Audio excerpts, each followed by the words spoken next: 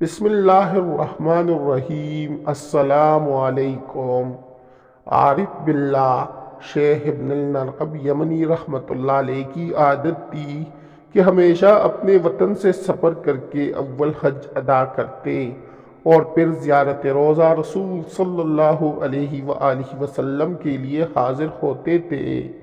دربار کی حاضری کے وقت والہانہ اشعار قصیدہ آپ صلی اللہ علیہ وآلہ وسلم اور آپ کے صاحبین حضرت ابوبکر صدیق رضی اللہ تعالیٰ عنہ اور حضرت عمر فاروق رضی اللہ تعالیٰ عنہ کی شان میں لکھ کر روضہ اقدس کے سامنے پڑھا کرتے۔ ایک مرتبہ وہ حسب عادت قصیدہ پڑھ کر فارغ ہوئے تو ایک رافضی خدمت میں حاضر ہوا اور درخواست کی کہ آج میری دعوت قبول کیجیے۔ حضرت شیخ نے تواضع کی بنا پر اتباع سنت کی نیت سے دعوت قبول کر لی۔ آپ کو اس کا حال معلوم نہ تھا کہ وہ رافضی ہے اور حضرت ابوبکر اور حضرت عمر رضی اللہ عنہما کی مدح کرنے سے ناراض ہے۔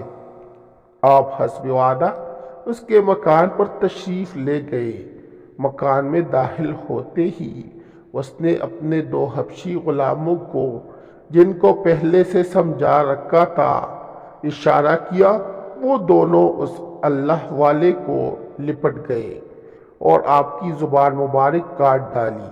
اس کے بعد اس کمبخت رافضی نے کہا کہ جاؤ زبان حضرت ابوبکر و عمر رضی اللہ تعالیٰ عنہما کے پاس لے جاؤ، جن کی تم مداح کیا کرتے ہو، وہ اس کو جوڑ دیں گے۔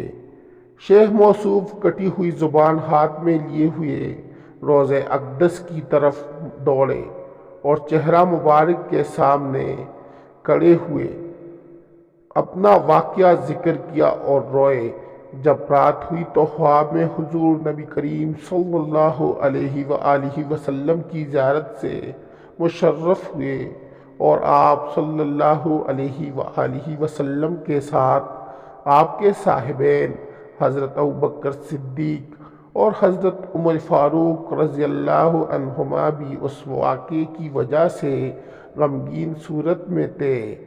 آپ صلی اللہ علیہ وآلہ وسلم نے شیخ کے ہاتھ سے وہ کٹی ہوئی زبان ہاتھ مبارک میں لی اور شیخ کو قریب کر کے زبان ان کے منہ میں اپنی جگہ رکھ دی۔ یہ خواب دیکھ کر شیخ بیدار ہوئے تو دیکھتے ہیں کہ زبان بالکل صحیح سالم ہے، اپنی جگہ پر لگی ہوئی ہے۔ دربار نبوت صلی اللہ علیہ وآلہ وسلم کا یہ کھلا ہوا معجزہ دیکھ کر اپنے وطن واپس آ گئے۔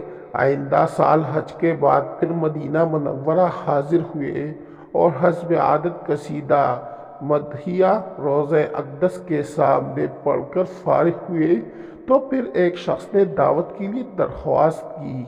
شیخ نے پھر توکل علی اللہ قبول فرمائی اور اس کے ساتھ مکان میں داخل ہوئے تو وہی پہلے دیکھا ہوا مکان معلوم ہوا۔ اللہ تعالیٰ کے بھروسے پر داخل ہوئے۔ اس شخص نے نہایت اعزاز و اکرام کے ساتھ بٹھایا اور بہت پرتکلف کھانوں سے ضیافت کی۔ کھانے کے بعد یہ شخص شیخ کو ایک کوٹری میں لے گیا۔ وہاں دیکھا کہ ایک بندر بیٹھا ہوا ہے۔